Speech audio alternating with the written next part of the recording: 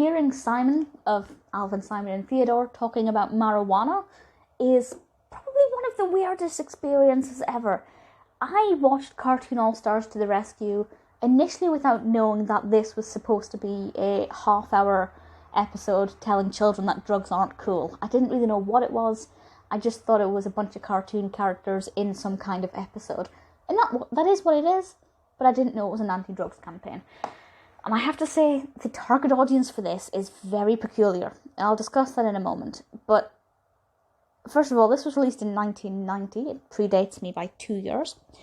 And the concept is quite similar to kind of what you would imagine. We have this character, this teenager, who is taking drugs. He's a young teenager experimenting with drugs, and he has a younger sister who's being kind of observing this, and suddenly all these cartoon characters try to convince him otherwise, trying to tell him to just say no, and trying to show him the negative effects of taking drugs. There's a moment where he's tripping and he's in a theme park. I love theme parks, kind of feel like that's giving the wrong message. But ultimately, you can feel his distress, you can feel that he doesn't want to take them, but he's kind of in too deep now. And, you know, the toys, the characters, they're there to just tell you to just say no. So there are two things about this that stand out for me. One, the number of animated characters in this is amazing.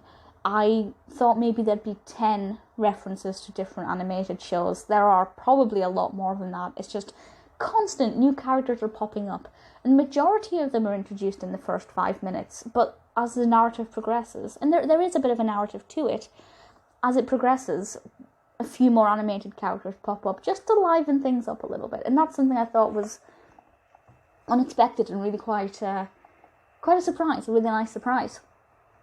And I'll tell you who some of the characters are, actually, just to give you a flavour. For me, I watched it because it had Winnie the Pooh on the cover, on the poster art, and some other Disney characters.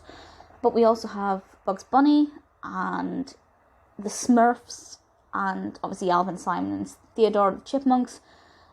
Garfield is in it. Slimer, Kermit is in it, and quite a whole host of other characters, Huey, Dewey and Louie, who I'm quite fond of. It's very much a mixed melting pot of animated characters that were popular around this time. And I like that decision because it kind of means that I feel like every child would have at least one character in this that they like and one character they'd be willing to listen to.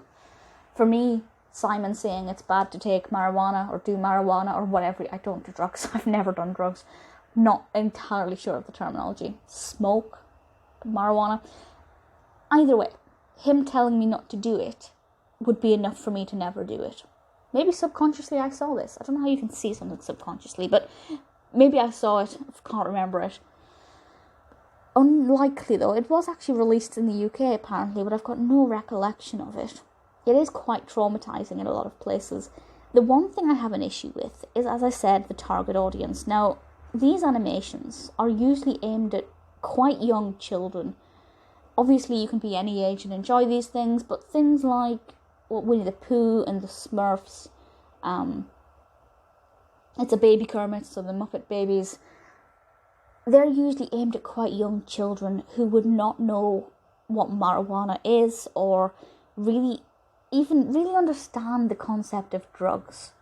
So I kind of feel like, while it's a great idea, they're not really talking to the right people. And yet, yes, obviously some young children may be offered drugs, and young children are increasingly being used to transport drugs between buyer and seller, or dealer, I guess. Probably not as much though in the 90s.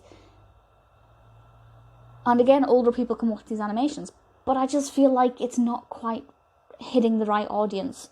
So I think it was an odd choice to talk to very young children about something that they shouldn't really have any knowledge about. There'll be the odd exception, of course. Children who've grown up around that kind of thing, they'll be well aware of things they shouldn't be. But I feel like this would have worked better with maybe a stranger danger thing, or, you know, something else that is usually given to very young children.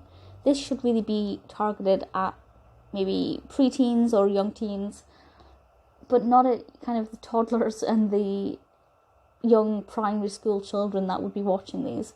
So that's a bit confusing, but as a fully grown adult, I thoroughly enjoyed it. It was so much nostalgia in one video in terms of the characters.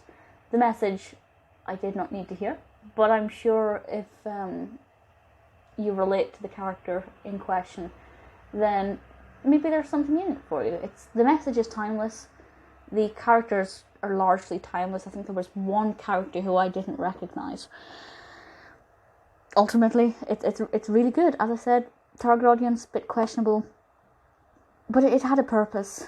I think it delivered its message well, and I really enjoyed watching it.